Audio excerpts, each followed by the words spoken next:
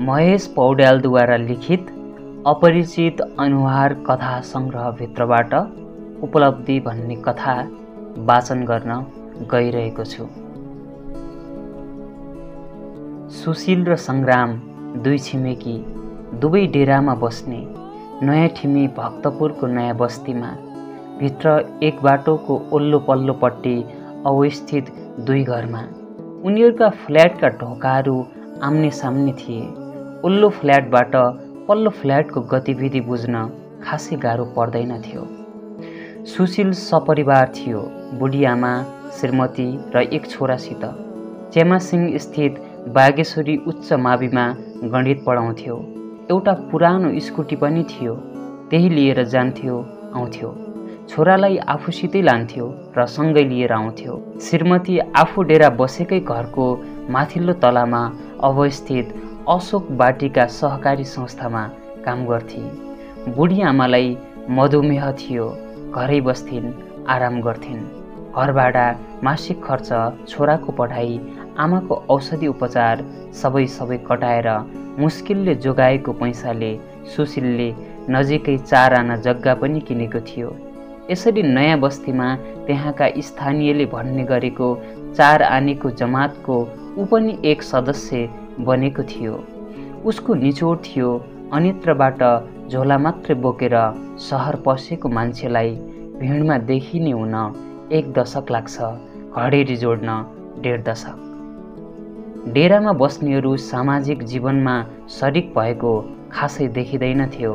उनीहरूसँग अस्थायी र पलायनवादी सोच हाबी रहन्छ भन्ने गर्थे समाजशास्त्रीहरू। तर सुशील अलि फरक स्वभावको मान्छे थियो। ऊ आफ्नो टोलमा सबै छिमेकीहरूसँग बोलचाल गर्थ्यो, सुख दुःखमा साथै उभिन्थ्यो। टोलमा हुने गरेका सरसफाई, खोप, जागरणका अन्य कार्यक्रमहरू, सामूहिक भोजन, वृक्षारोपण आदि जस्ता कार्यक्रमहरूमा सहभागी रहन्थ्यो। ऊ गणितको शिक्षक हो भन्ने कुरा टोल छिमेकमा सबैलाई थाहा थियो। त्यसैले बिहान साँझ अथवा छुट्टीका दिन टोल छिमेकका बच्चाहरू उसँग गणित सिक्न आउँथे। ऊ प्रेमपूर्वक सिकाउँथ्यो। आम्दानीका पाटा सीमित थिए, तर खर्चको कुनै निश्चितता थिएन। कहिले छोरो बिरामी पर्थ्यो, कहिले आमालाई अस्पताल भर्ना गर्नुपर्ने हुन्थ्यो। पुरानो स्कुटी बिग्रिरहन्थ्यो, मर्मत गरिरहनु पर्थ्यो। फेरि शिक्षकको डेरा बौद्धिक मान्छे आइरहन्थे। हँसमुख र सहयोगी स्वभावको भएका कारणले होला पाहुना पनि निकै आउँथे। उसको गृह जिल्ला मोरङबाट काठमाडौँतिर काम विशेषले आउने जानेहरू पनि आइरहन्थे। त्यसैले उसलाई अर्थको जोहो गर्न सधैँ धौधौनै परिरहन्थ्यो। कहिलेकाहीँ त आमा बिरामी भएर सिकिस्त हुने, तर एटिएम मसिनबाट 500 पनि ननिस्कने अवस्थाबाट पनि गुज्रियो सुशील। तर धैर्य कहिल्यै गुमाएन, ओठहरूलाई सुक्न कहिल्यै दिएन। हनुमन्ते नदी किनारमा एउटा ठुलो किराना पसल थियो, शुभतारा स्टोर। सुशीलले पसल मालिक जगदीशसँग राम्रो मित्रता गाँसेको थियो। अप्ठ्यारो परेको बेला भाका राखेर उधारो सामान ल्याउँथ्यो।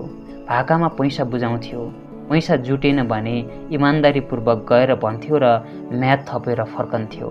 ठिमी चोकमा आरोग्य औषधि पसल थियो, टिकाराम श्रेष्ठको। त्यहाँबाट नियमित औषधि ल्याउँथ्यो। त्यहाँ पनि त्यसै गर्थ्यो। इमान्दारीकै जगमा उसको घर व्यवहार चल्थ्यो। तर उसको मस्तिष्कमा एउटा बलियो दबाव सधैँ थियो। उसका दाजुभाइ व्यापारमा थिए र पूर्वतिरै जमेर बसेका थिए। एउटाले विराटनगरमा र अर्कोले दुलारीमा बडेमानका घर बनाएका थिए। माइलो सिमेन्ट कङ्क्रिटको व्यापार गर्थ्यो र पूर्वको बजारमा लगभग उसको एक छत्र राज थियो। कान्छो पुस्तक व्यवसायमा संलग्न थियो र उसँग सयौं स्कुलमा पुस्तक र कापीहरूको आपूर्तिको ठेक्का थियो। दुवैसँग एक थान गाडी पनि थिए।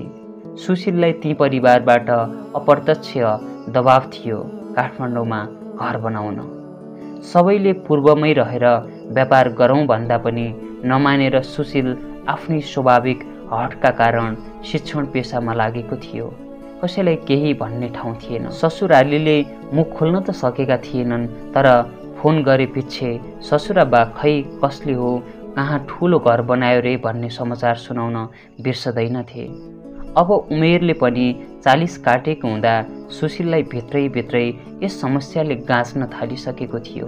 तर पनि उसले आफ्नो अनुहारको स्थायी र दिव्य आभालाई कहिल्यै धमिलिन दिएको थिएन। आफ्नो विनम्रतालाई उसले कहिल्यै आक्रोशमा विसर्जित हुन दिएन। जब सुशीललाई लाग्यो उसको दिनको जागिरकै भरमा घर बनाउन सकिँदैन, उसले बिहान साँझ नजिकका इन्स्टिट्युटहरूमा गणित पढाउन थाल्यो।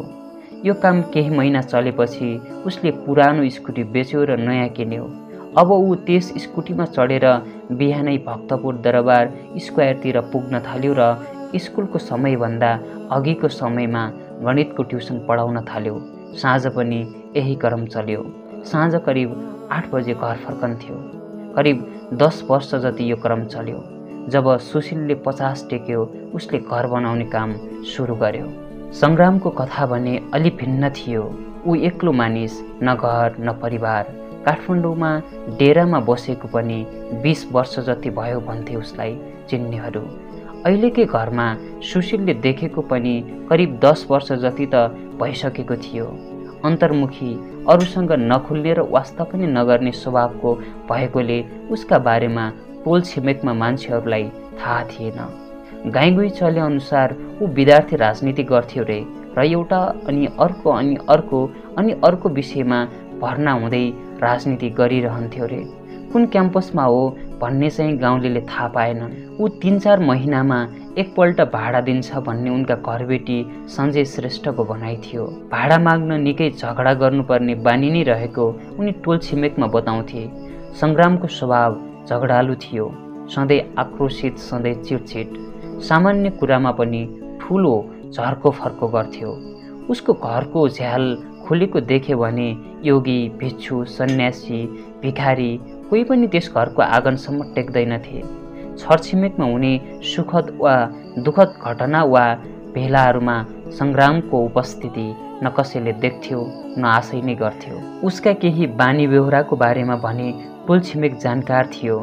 आफ्नो मिटरमा उठेको बिजुलीलाई लिएर ऊ सधैँ घरबेटीसँग झगडा गर्थ्यो। पसलहरूमा सामान किन्न जाँदा 1-2 रुपियाँको विषयलाई लिएर लड्थ्यो, भिड्थ्यो। केही दिन अघि बिहान उसको डेरामा आधा लिटर दुध छोड्न आउने ग्वालालाई दुध किन फाट्यो भनेर पिटेको घटना ताजै थियो। सधैँ हतारोमा, सधैँ चिडचिड, सधैँ आक्रोशित, सधैँ चिन्तित, सधैँ झगडा गर्न उद्यत, सधैँ एक्लो। कसैले कहिल्यै पनि सङ्ग्रामको अनुहारमा मुस्कान देखेन, कहिल्यै प्रसन्नता देखेन, कुनै विनम्रता पनि देखेन। केही छिमेकीलाई थाहा भयो उसले सधैँ उच्च रक्तचाप, कोलेस्ट्रोल र मधुमेहको औषधि खान पनि थालिसकेको थियो। सङ्ग्रामभित्रको नकारात्मकता सधैँ अक्षुण्ण रह्यो, तर त्यसको अभिव्यक्ति भने सेयर बजारको सूचाङ्क जस्तो बढ्ने घट्ने हुन्थ्यो। पार्टी राजनीति जसरी परिवर्तन हुन्थ्यो उसको स्वभाव पनि त्यसै गरी तात्ने सेलाउने गर्थ्यो। यसैबीच उसले पनि 45 टेक्यो र सुरु गर्यो घर बनाउने उपक्रम। घरबेटीले सोद्धा भन्यो रे, बिहे गरौँ भनेर एउटी केटी हेरेको, घर नभई मान्दिन भन्छे। निर्माण कार्य सुरु भयो। ठेकेदार एउटै, उसका सहयोगी फरक। एउटै टोलमा 1-2 मिनेटको दूरीमा 2 घरहरू उभिन थाले। साँझ बिहान सुशीलले पढाउने काम स्थगित गर्यो र निर्माण कार्यको निगरानी गर्न थाल्यो। सङ्ग्राम त दिनैभरि जसो निर्माण स्थलकै वरिपरि हुन्थ्यो। सुशीलको घर सामान्य गतिमा उभिँदै गयो।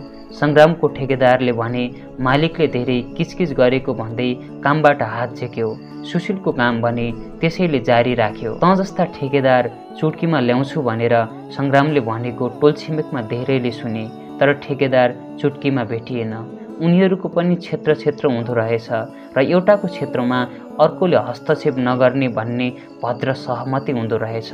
अन्त्यमा लत्रक्क परेर सङ्ग्राम पुरानी ठेकेदार कहाँ पुग्यो, तर उसले पनि टेरेन। अन्त्यमा सुशीलले भन्नु पर्यो, भाइ टोल छिमेकको मान्छे हो, हेरिदिनु। निर्माण कार्यले पुनः गति लियो। रड सिमेन्ट किन्ने पसल एउटै, इँटा ढुङ्गा ल्याउने गाडीवाला एउटै, काठवाला एउटै, फलामवाला एउटै। सुशील हाँसी जान्थ्यो। स्फूर्तिका साथ उसको सामान खस्थ्यो।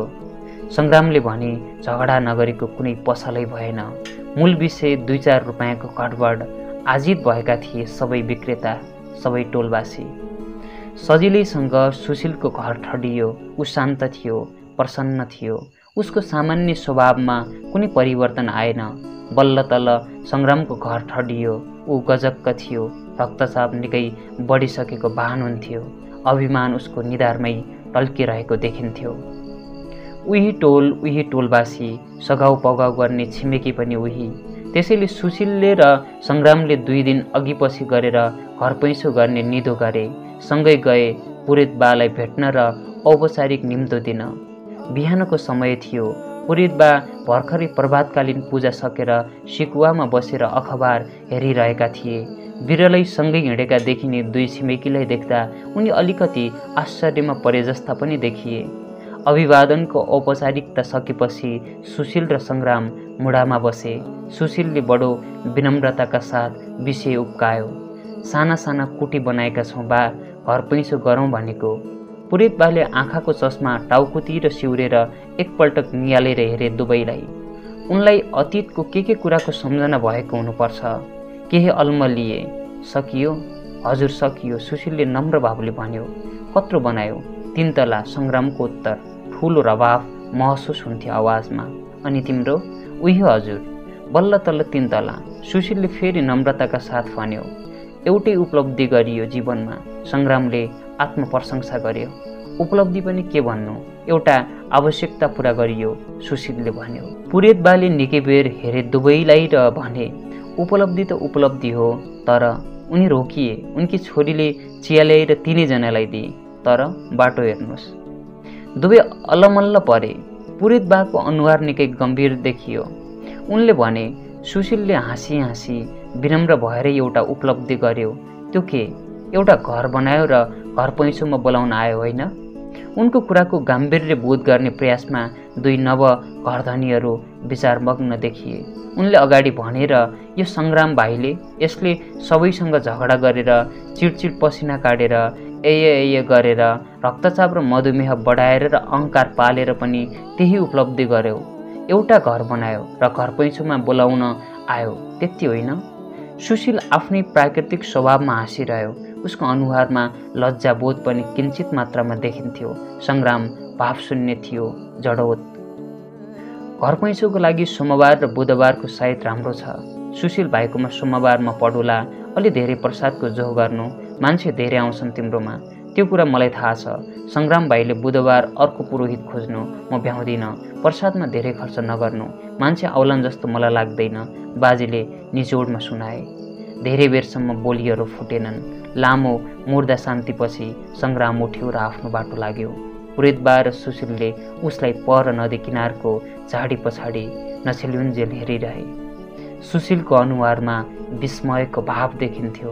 बाजेले लामो सुस्केरासँगै भने, उपलब्धि, र आफ्नो ठाउँबाट उठे।